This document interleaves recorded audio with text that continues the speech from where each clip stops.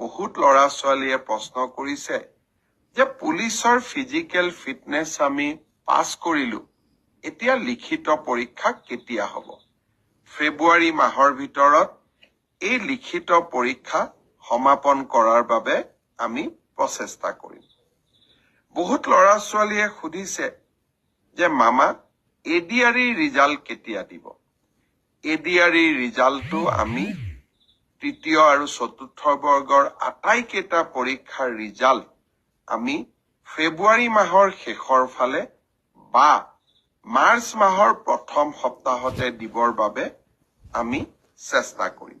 ইতিমধ্যে এই গোটেই প্ৰচেষ্টাবোৰ আৰম্ভ হৈছে আৰু আমাৰ প্ৰচেষ্টা হ'ব যে নিৰ্ধাৰিত সময়ত এইবাৰ আমি প্ৰতিশ্ৰুতি দিয়া অনুসৰি 30,000 নিযুক্তি আমি যাতে